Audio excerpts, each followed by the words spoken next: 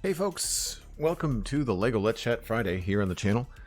My name is Joel Duggan, and we are going to continue with the Mandalorian and the child. I'm gonna call him Grogu for the stream because I think the whole child thing is a dumb name. I know they had to do it in order to, keep the name a secret until season 2, but we're past season 3 now, so I think we can all just call him Grogu because that's his name. Last week, we unboxed a crazy amount of LEGO from a very generous community, and then we started on this. We did the Mandalorian, we did Din Djarin last week. Little brickhead set. Really fun stuff. I like these little brickhead sets. And so we're going to dive right in to Grogu. There's only 2 bags, so the LEGO part of today's stream will not be super long, but I do plan to do a double stream and play some Satisfactory after this. I guess I'll move this guy over here.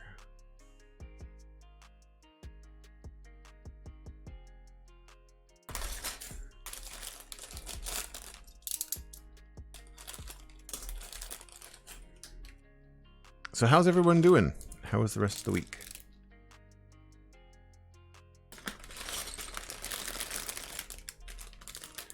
We've had a busy week between my normal stream days and catching up with some friends that were unavailable last weekend, but were available this week to hang out and catch up. So I've had kind of an extended birthday this week where I've been catching up with friends that were not around. Or, oh, I guess I should probably find the instructions too, huh?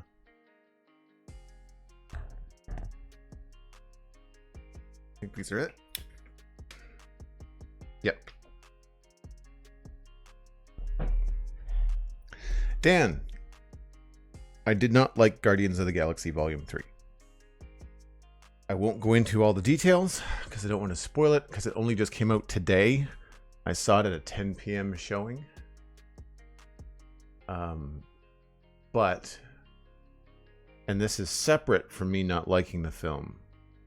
Both Alistair and I had a horrible theater experience where the 3D IMAX in Halifax was pumping the volume at 95 decibels at points. It hurt. It was far too loud. The movie sound was unbalanced. There's a lot of screaming in the movie, like screaming, not acting, screaming, which did not help. But objectively, I didn't like the movie. I don't think it's a very good film. But on top of that, the experience was terrible. I didn't get home until 1 o'clock in the morning. I had a terrible headache from the sound. I was up until 3. Did not enjoy the experience. And my general recommendation for Guardians 3 is to wait and see it on home video. You are not missing much. I will go into it on probably my next recording episode of the Citadel Cafe, which will be in a couple weeks. So that way I will, I don't want to get into anything else because it's like it's just coming out. But I will say that I really feel that anybody that raves about this in a review online, it's probably a paid review because there's just no way that a film critic could watch that and be like, yeah, that was great.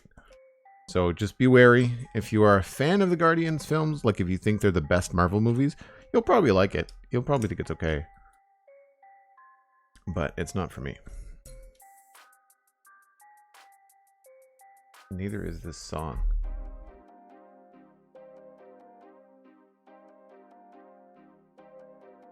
Sounds like the first and last music concert I went to, the volume confirmed why I don't go to concerts.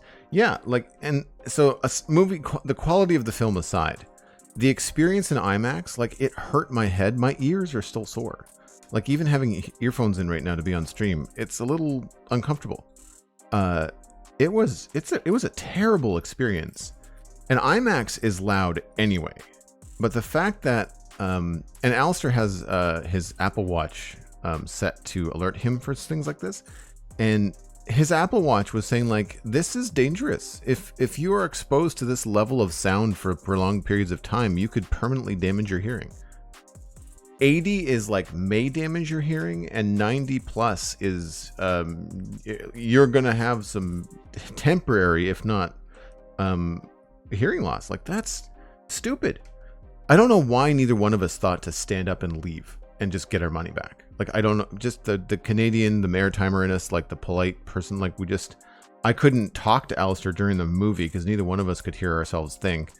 And I couldn't like talk to him and say like, look, do you want, like, this sucks, do you want to go? You know, and I didn't want to ruin his night because I know he liked the movie. So like, I didn't want to be like that, but it was not fun. And the last movie I went to previous to this was last summer. I went to go see Top Gun Maverick. Now, Top Gun Maverick was loud, but it didn't hurt. It was loud in points it was meant to be loud. The sound was very well balanced. You could hear the characters. You could hear the jets. You could hear the characters over the jets when you needed to. The kind of thing in Top Gun Maverick was like when the jets were loud, you could feel them, but you couldn't necessarily, like, it wasn't, you felt it in your chest, not your head, right? Guardians, it was all straight at your ears. I plugged my ears for about a third of the movie, and I could hear just fine. We didn't talk much about the actual film on the drive home, Storm Dance. I think Alistair said at some point that he did like it, but most of our conversation on the way home was just the absurdity of how loud it was.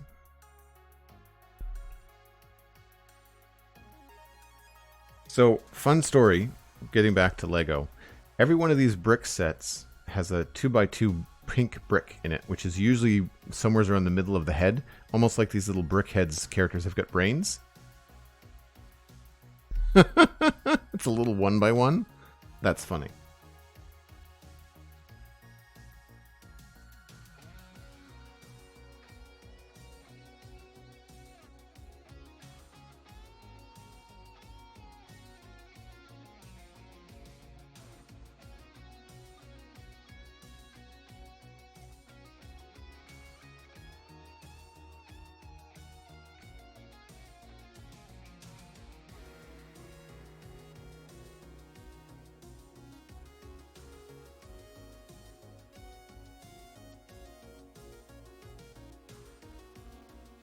Those are some very large custom pieces. I'm kind of surprised that there's not more happening with little pieces.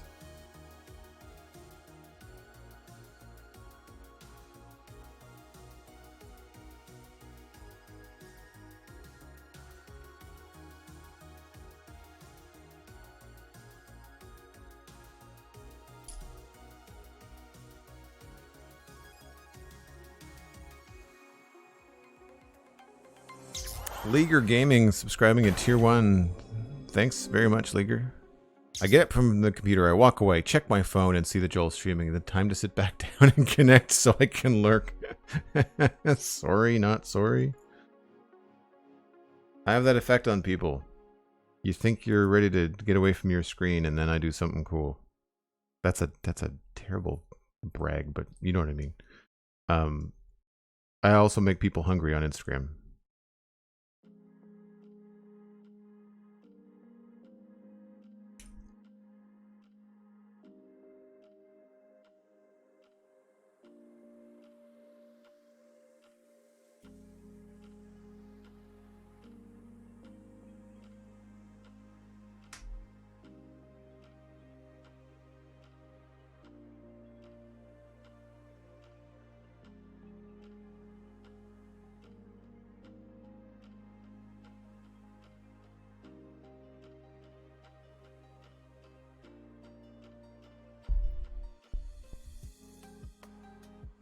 Why, Jen? I don't know about always, but I try.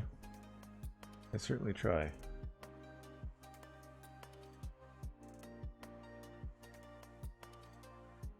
I always find the knolling on these little sets to be quite challenging. There's just so many different colors, and there's not a lot of each set, or each color.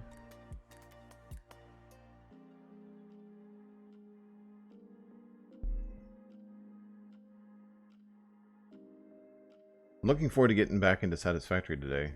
I did a little bit of off-stream work. And I've mapped all the resources going into Devastator, so now at least we know what's up. And I played around a little bit more with the train tracks, and I've got to figure out a better way of doing things. I'm not doing it quite the way that I want to. I've watched a couple of rails. We might actually watch a video. I don't know if that's like a... Can you do like a co-watch or something on Twitch, or does that like end up like going and like messing up with like copyright stuff?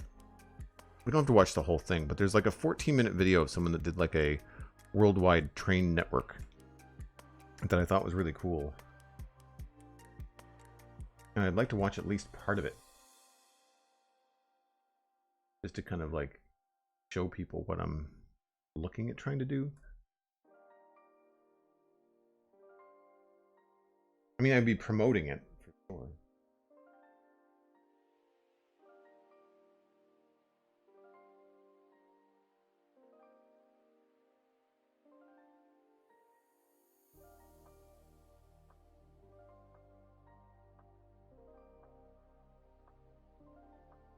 I guess it would be like commentary.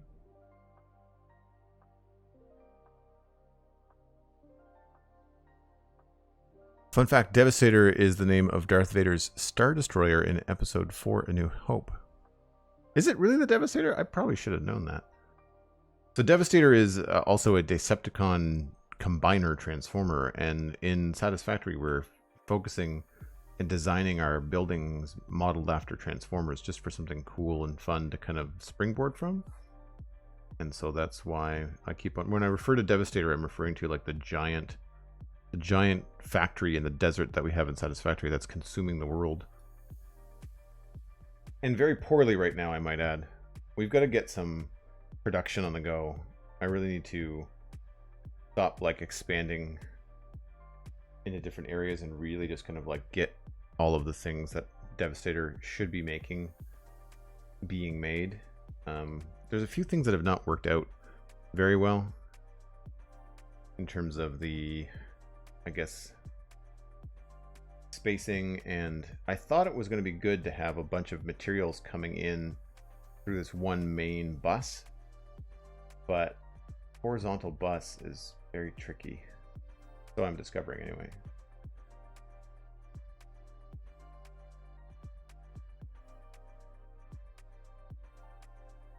So there's going to be some adjustments, I think. But, you know, learning curve. It's the first time I've ever built that scale in the game. So there's that.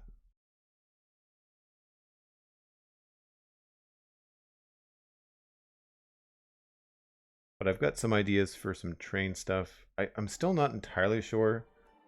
I like what I'm doing with the hover network. I feel like I'm going to be shooting myself in the foot, not being able to pull power from anything that's just a train pole. Like, I think I have to use a station, but at the same time, like, I could also just run power on the trunk lines, or spurs, I think maybe is what they're called. I've got to look up some more train lingo.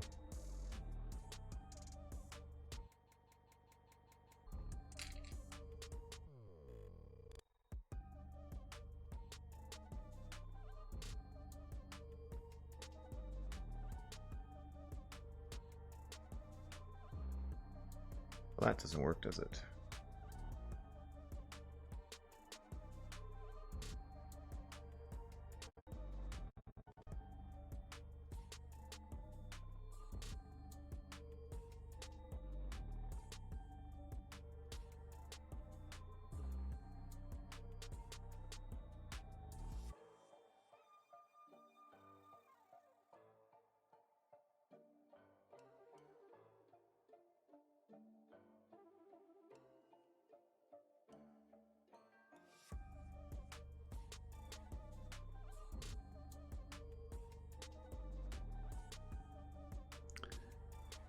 Think you should be okay. I've seen folks watch YouTube videos on Twitch before.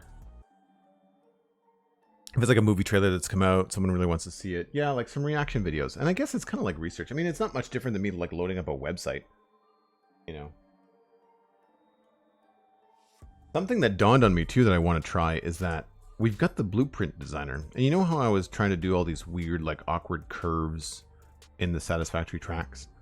What if, and I don't know, this is a big if, what if you could just do the layout of the curves in the blueprint designer and then basically have yourself like a 45-degree track, a 90-degree track, you know, at various different angles? Like, I feel like that should be possible, right?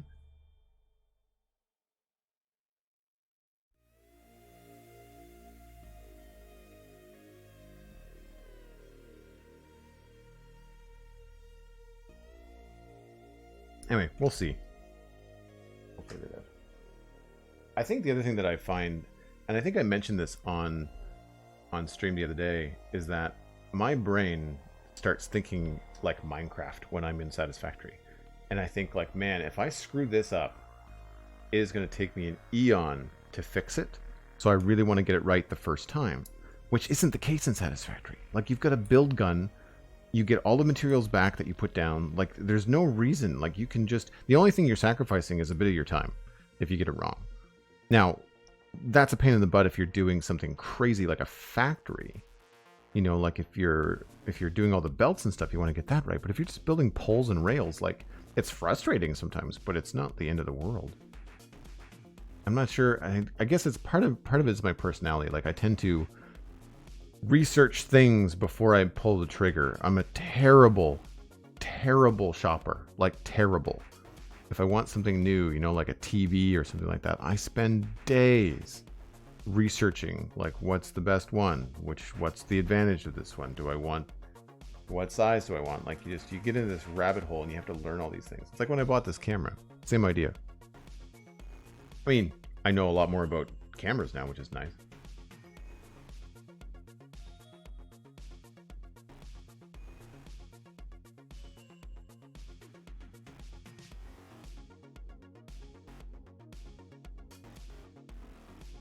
I'm kind of just going no holds barred on these positions of things. Sort of working.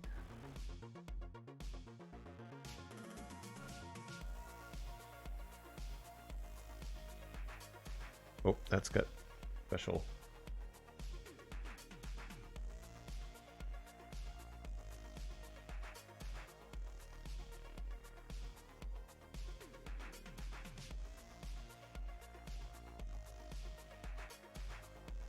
Oh, there's another one. Nice.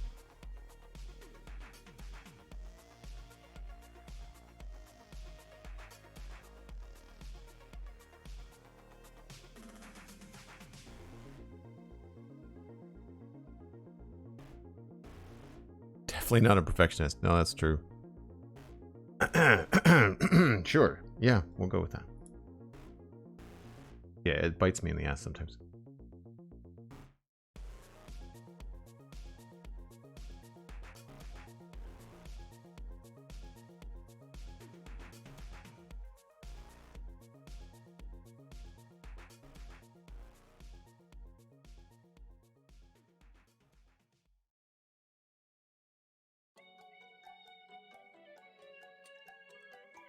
So this is all the pieces. Obviously, like, looking at the image, this is Grogu's head. Just, how are we gonna get... I guess these things always have these interesting understructures, so, like, I mean, those are obviously his ears. But it'll be interesting to see how we get, you know, the shape of Grogu out of all of this. Building these brickhead sets has made me want to do something more whimsical in Minecraft. I would like to have, or maybe create, something interesting on the server. I don't know how we would do it in a way that would make sense, but I would love to be able to do like an area on the server where I build, or people might build sculptures or something. We'd have to come up with some sort of reason for it.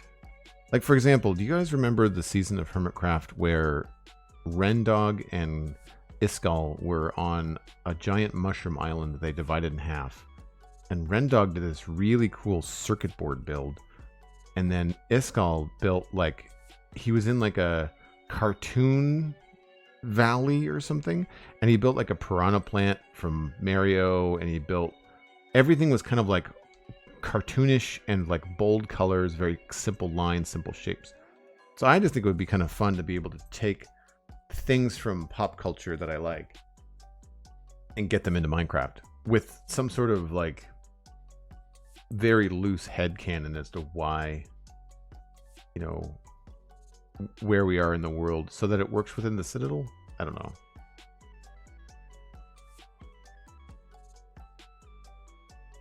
I'm not talking about building something like a Colossus and then having that be like, you know, a reason like that the people of the world built it, like not something that realistic. Although that's a cool idea too. That would be a great idea for the fantasy area. That would be fun to do in like an Elven city, have like some really cool tall sculptures, you know. As tempting as it is to get into more medieval fantasy stuff in Minecraft, I really want to change my direction on my next project and go to like, I think I want to start the sci-fi area. I think that's my plan. Zero T66, good to see you. Hello, hello. Yeah, Grogu's not very big. Grogu's not. Oh, so close to doing that. So close to getting that right.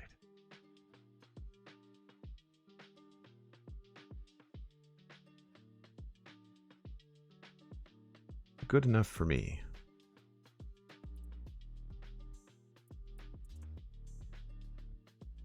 Good enough for me. Oh, nice. We're going to start with the big pieces. Grabbing one of these and two of these little guys.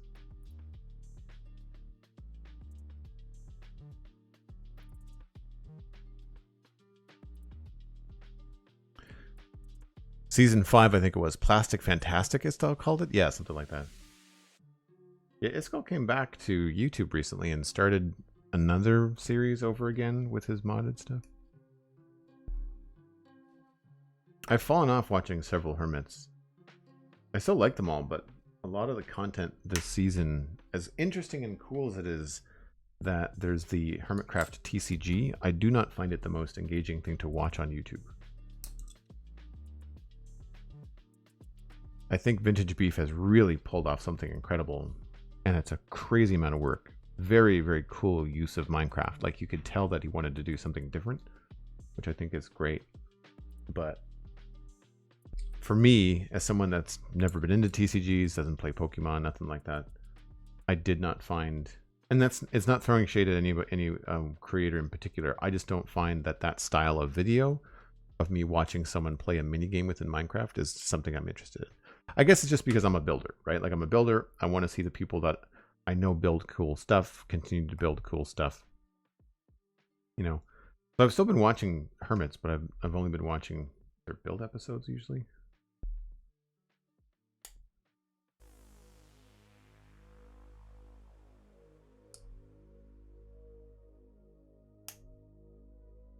And that goes across like this.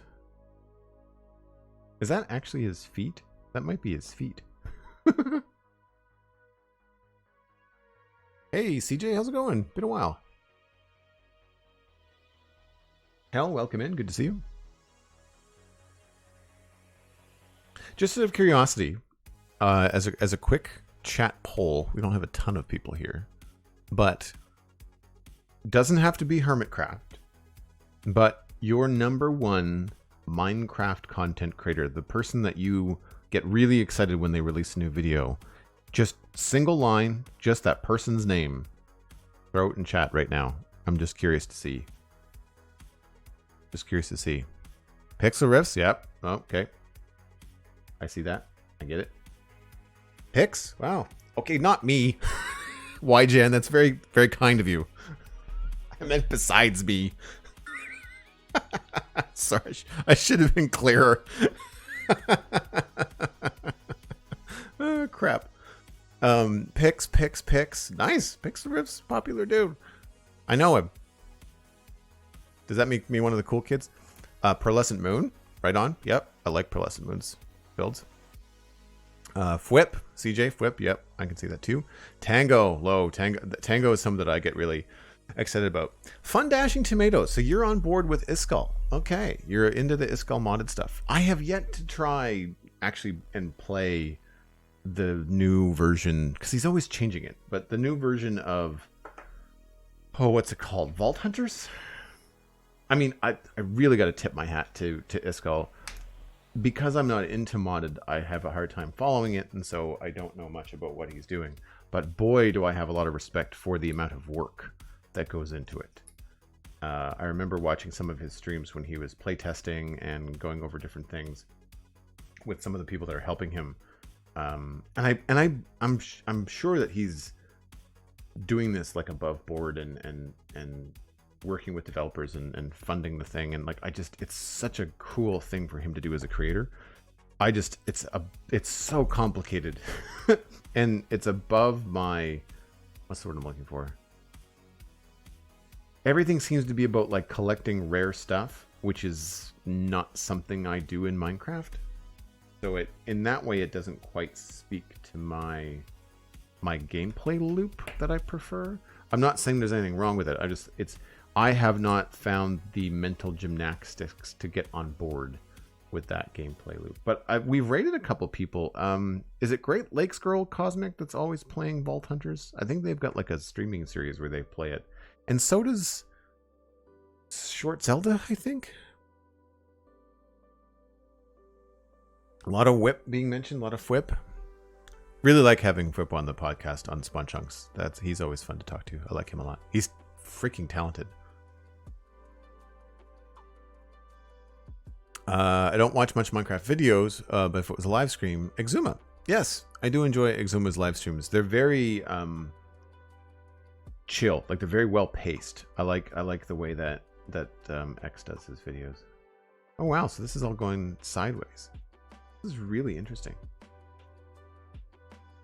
That goes in this way.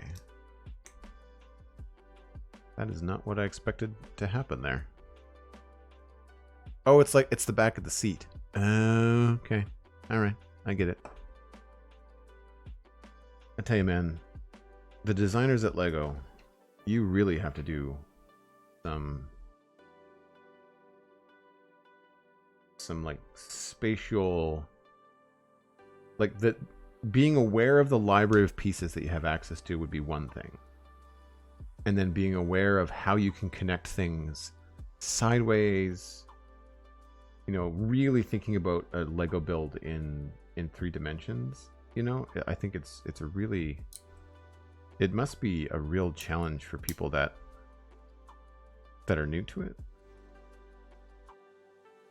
Like, I've never done any real mocks as an adult. I've never kind of created my own thing. I've always built sets from instructions.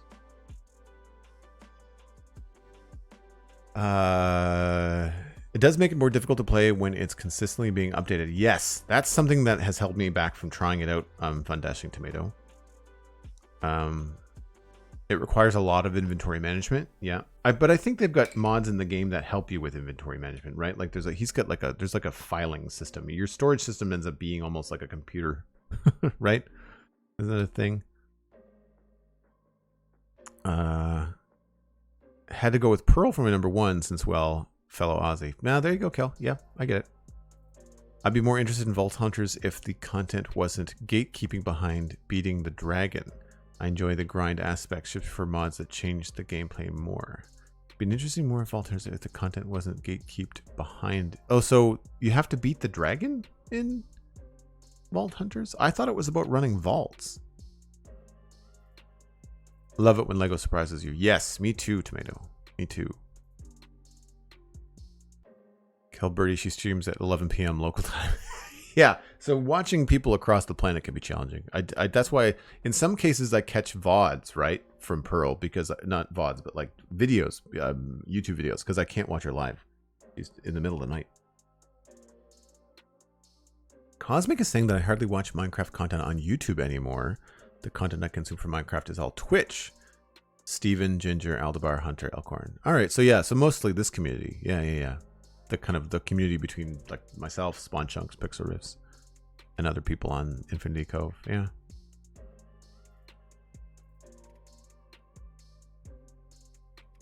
Not anymore, Delara. Sorry, I'm not. The Vault Hunters is no longer gated by the dragon. Oh, okay. So that's not true. Okay, cool. Thanks, Delara. Yeah, that I wouldn't want to do that either because I don't really find the dragon fight all that interesting. Although you bring that up, and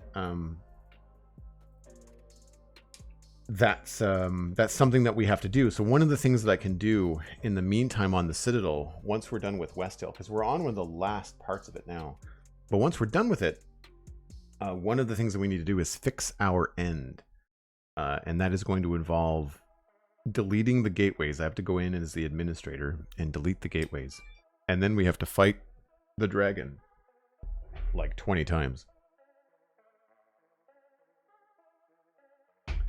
And so that should be interesting, and it would be a nice break from like all the building and stuff. There's a couple of redstone farms I want to do too. So there are, what's the word I'm looking for? Some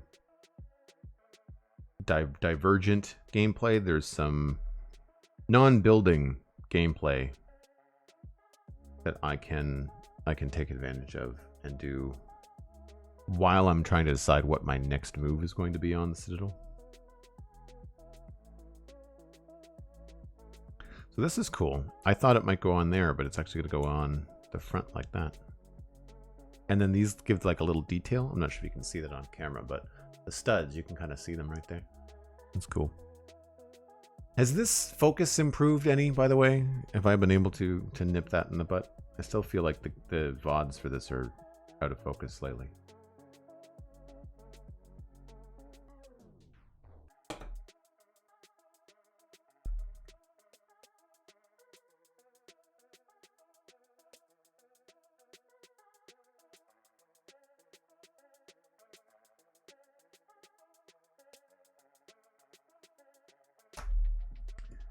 That goes like that, and then pieces. Whoops. Interesting how they've used like the bottom of the Lego piece to give like the texture of the cushion behind them, you know? And this attaches just like that. Huh. Slick. A little crooked. But slick. Oh, there we go.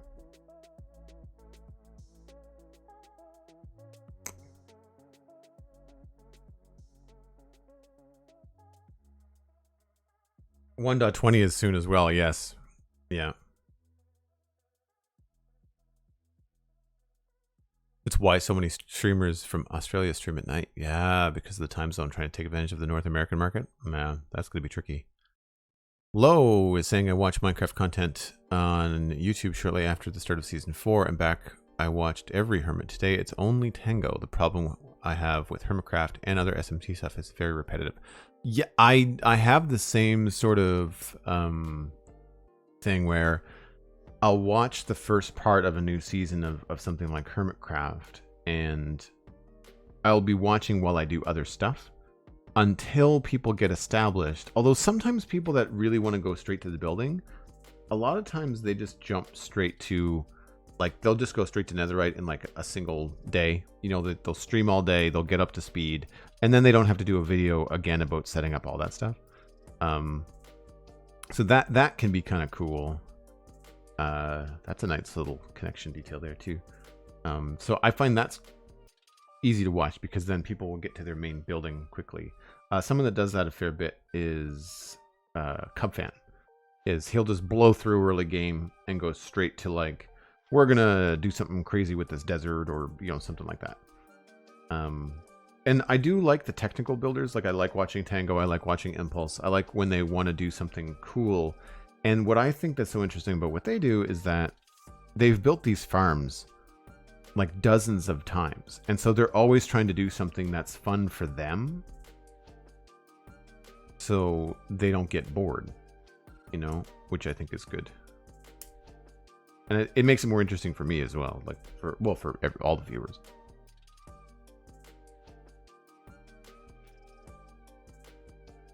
I wonder if those are really supposed to be his feet. That's so neat.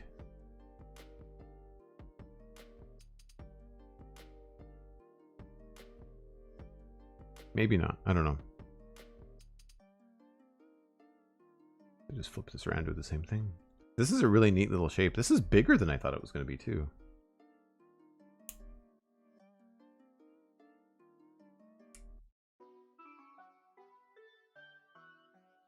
But I really like this, like the single round stud into the triangle single stud into this thing with the post on it. Like that's such a fun connection.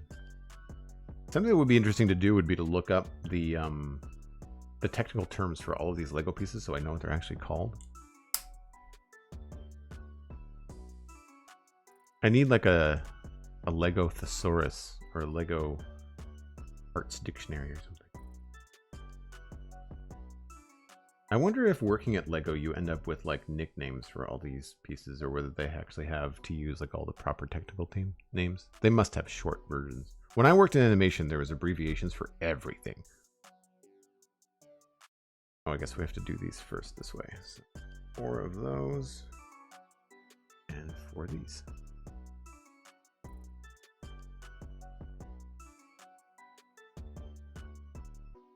Get that? I see built like on screenshot. I just fast forward through the video looking at the time lapse. Mostly watched to look at how people use blocks in interesting ways. Yeah, I like it in terms of just like a way to kind of chill and take in some Minecraft. And I usually end up finding, I think it's like the block palettes that they try to do, and sometimes the technical stuff I find interesting and I think, hey, that's a cool farm. I don't need one that big.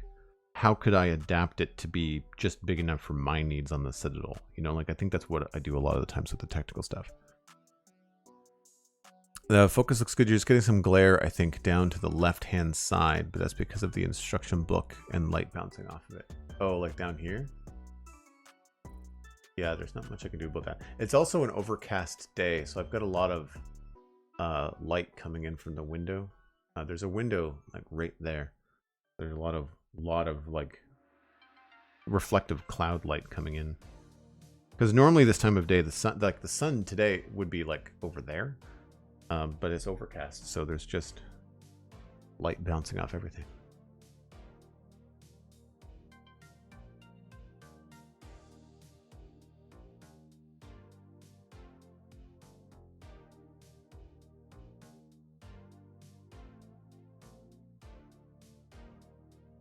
So do people, most of the people here in the chat seem to be heavy into Hermitcraft. Are there any other servers that you're watching for folks that are listening at home or watching at home that want something new?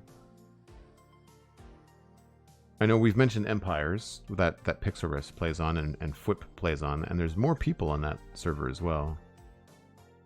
Mythical Sausage is another great creator on that. My brain just goes to the people that we've talked to on the podcast, of course.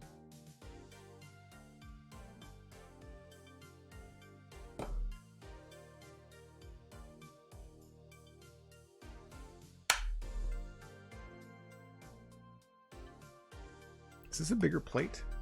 Oh, same size.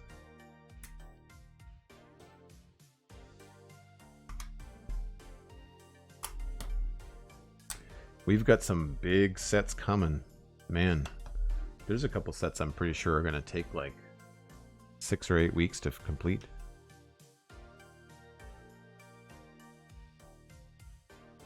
Empires in the Citadel, that's all I watch consistently. That's really cool. I'm flattered that I'm on that list. You know, like that people are mentioning Empires, Hermitcraft, and then my content in the same breath. I have to say, one of the thrills of doing the Spawn Chunks podcast has been, of course, talking to developers. Like being able to have Slice Lime on the show or King B Dogs has been phenomenal. But it's really fun having watched someone like Impulse SV or Exumavoid for years, and then have them on the show. It's a real treat. And they're so nice. You know, they're so nice. Speaking of nice, Gemini Tay, another really fun content creator. I have not been watching a lot of Mumbo lately, but he's not been putting out a lot of content either, so. Taking a much deserved break, I think. I imagine his life is pretty busy. Right. The pram, the hover pram, has a couple little clear spots underneath it. And it just sits like that.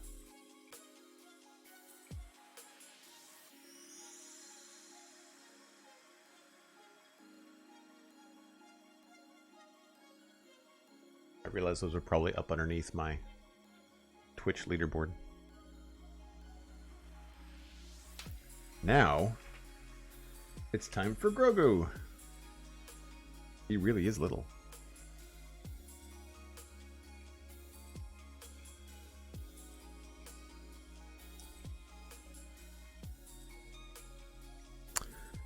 Cosmic is saying Halcyon Heights, where Aldebar and Ginger play. They're just to wrap up their first quote-unquote season, ready to restart again in a few weeks.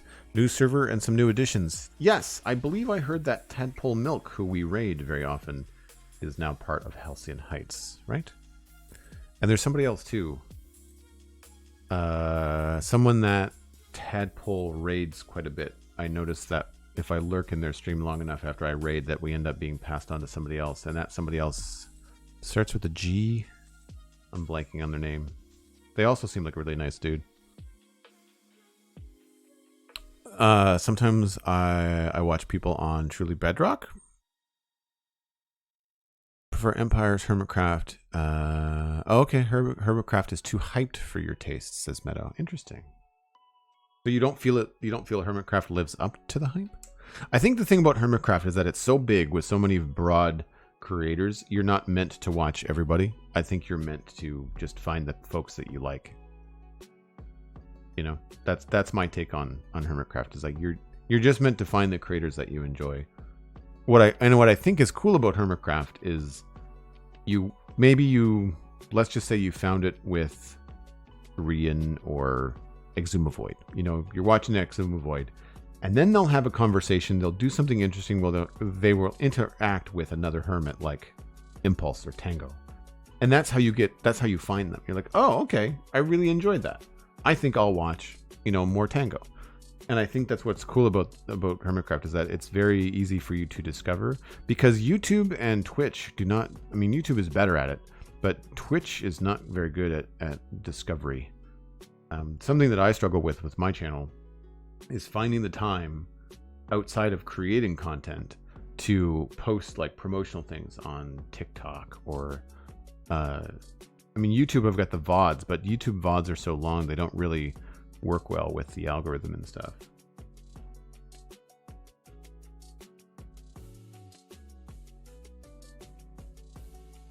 So there's not a lot of discovery. That's why you're always hearing me talk about word of mouth on the podcast and on my streams when I say, hey, we're going on a break and I want you to go find a friend. Like having a personal recommendation of like me saying, or you saying, hey, Joel's live. If you're just not doing anything right now, come hang out in the chat. Maybe you'll like his content. And that's essentially what's happening when hermits kind of meet up on their channels and they kind of say, hey, what are you doing, Impulse? I'm gonna make a store on the 3rd or 4th floor of your building. And they have that little interaction. It's basically like X saying like, hey, Impulse is a really cool dude. Any of my viewers that want to go watch Impulse, you should check him out, see if you like him. And I think that goes a long way. That goes a long way for exposure and discovery. So I'm going to put these on first, because it's almost like a personal recommendation, right?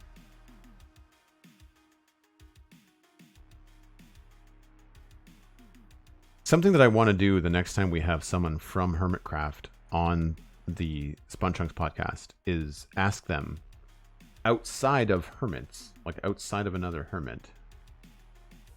I might have gotten ahead of myself there. Yeah, I did. Outside of other hermits, who do you watch the most? You know, like what other non-Hermitcraft, you know, content creators do you watch? Because I have the same problem as a podcaster. I used to listen to a lot of podcasts, and now I don't. I spend most of my time creating content rather than consuming it.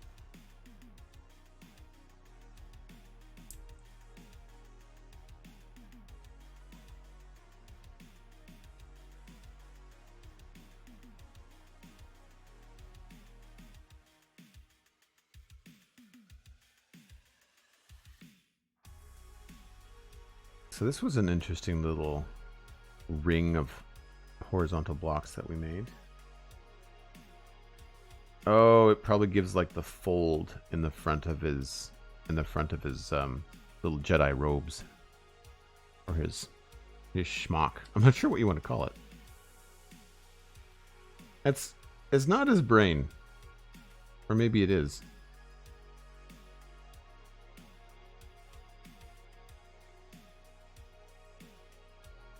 I guess it probably is. Oh, I completely just ransacked all of that. Destroyed, ruined, start over.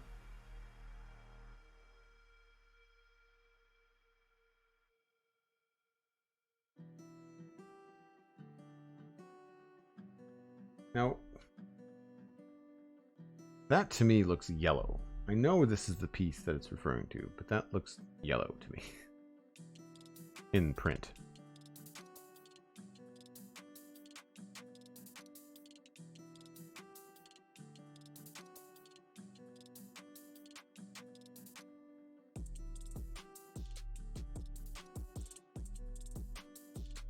Like that, and then we've got these two pieces. Oh, maybe this is his head. Okay.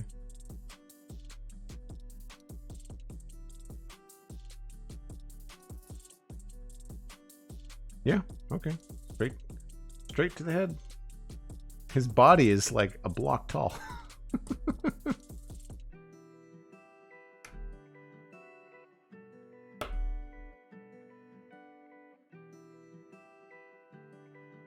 Shadow Falling, hello, welcome back.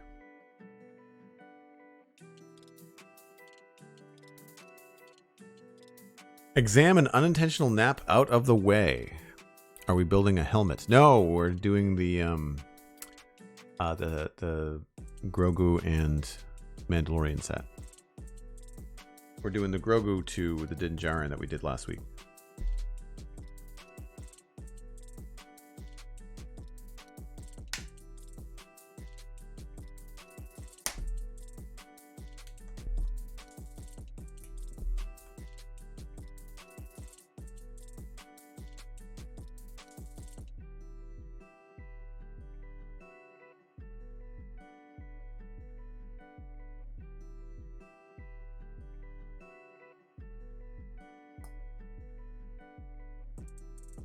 Yeah, he's really tiny.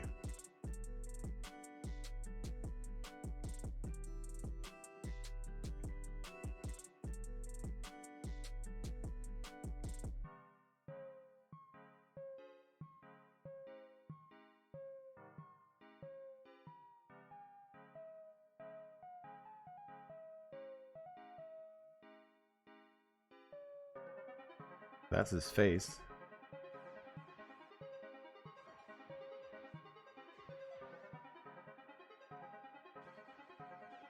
And we flip him upside down. So now we're doing kind of like his feet. Oh, his arms, actually. Whoops.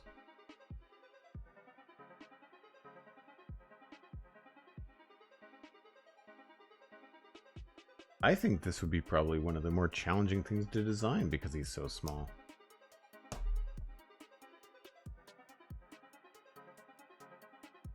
Let me grab these two bits and that. I always forget that they use these little hooks for the hands, no matter how big the character is. That just goes like that, and then attaches sideways.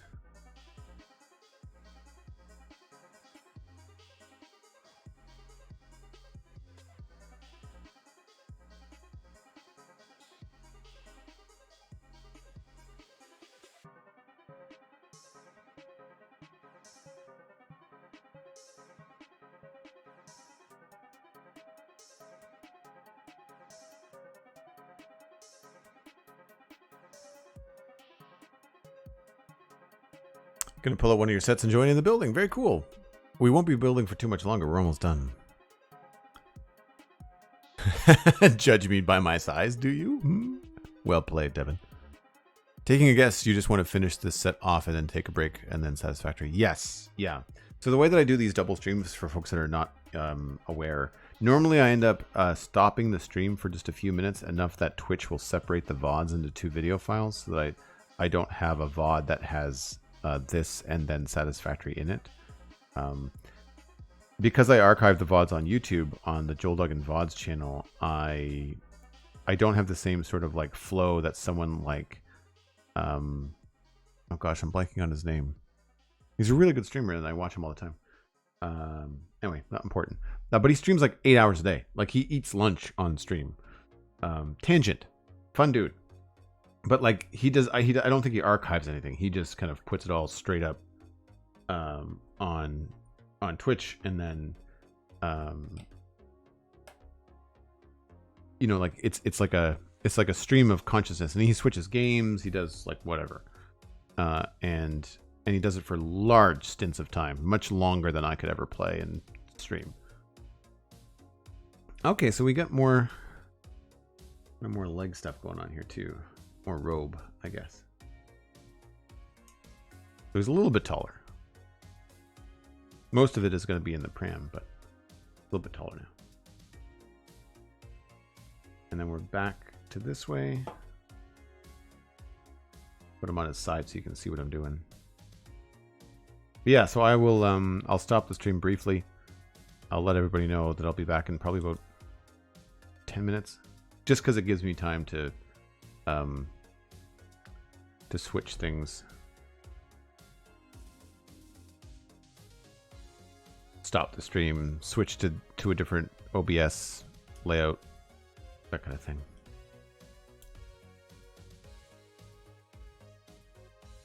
Oh, did I go that? Yeah, that's wrong. I went.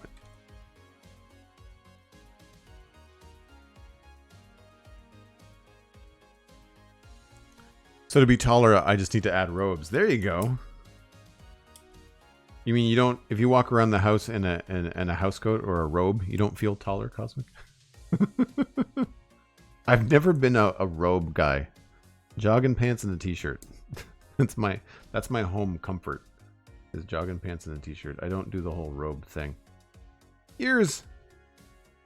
This is a pretty cute build, gotta say. That's fun.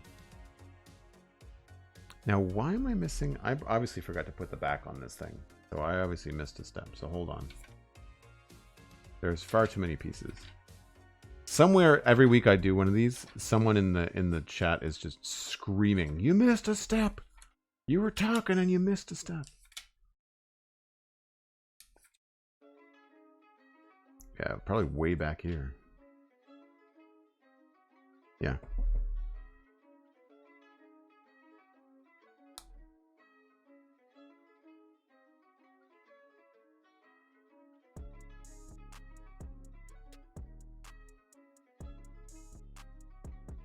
Yeah, that's better. So that's about average for pieces left over, but it's more than I normally have.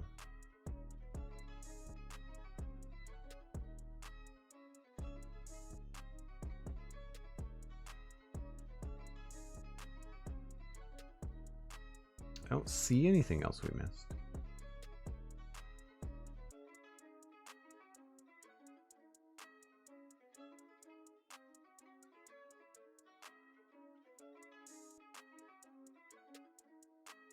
So that's kind of like his little, I thought it was farther down his body, but it's actually like his, almost like the scarf part of his robes. The neck cowl, I guess. That all looks right. So I think we're good.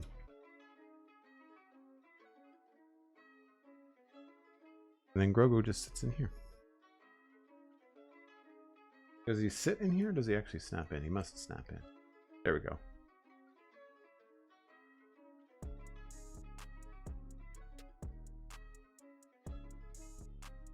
Very cool. It is a really cute set. It is a very cute set.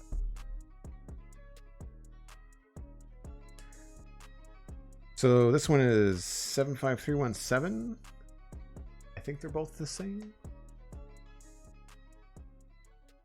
Yep, 75317 is the set.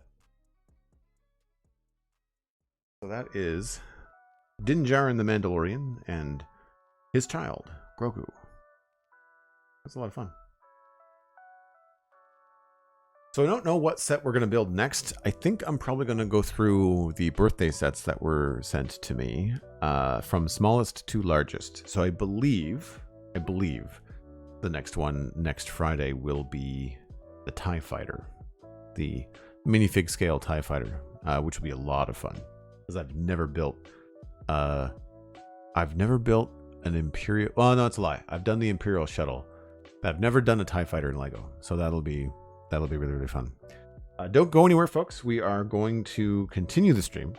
I'm going to end the broadcast briefly, switch over to Satisfactory, and then we'll pop into that game and we'll start doing either train tracks or maybe some factory moving. I do want to start powering some of the trains on again and seeing what we can do there. But we'll see. We'll see what's going on. I'm also going to queue up that video about the train network, just kind of show you what I'm hoping to accomplish. Anyway, that's going to be it for the Lego set. Thanks very much. I believe this was from Cosmic. Please correct me if I'm incorrect, Cosmic, but I'm pretty sure this was one of the early April sets that came in. Very much appreciated. Thank you ever so much. And we'll be back next Friday, of course, with more Lego every Friday on the channel for the foreseeable future, because boy, do we have a lot of really fun sets to work through. It's going to be a lot of fun. It was from Cosmic, says Cosmic. Are you enjoying the third person? Well done. So yeah, if you're watching this later on YouTube, there are other VODs from Lego in a Lego playlist. I also separate the sets into their own playlists, so you can look at all of the Lego from 2023, or you can just find a set that you like and watch that series on YouTube. Check out everything else on social media at Joel Duggan. Podcasts are linked at joelduggan.com. That's the Spawn Chunks about Minecraft and the Citadel Cafe, often about Lego, as well as sci-fi and fantasy entertainment. Coming up this month, we'll be talking a lot about Star Wars. There's a lot of Star Wars news to devour, so that should be good. I will see you all next time, and for folks that are sticking around, I'll see you in just a few minutes. Bye for now.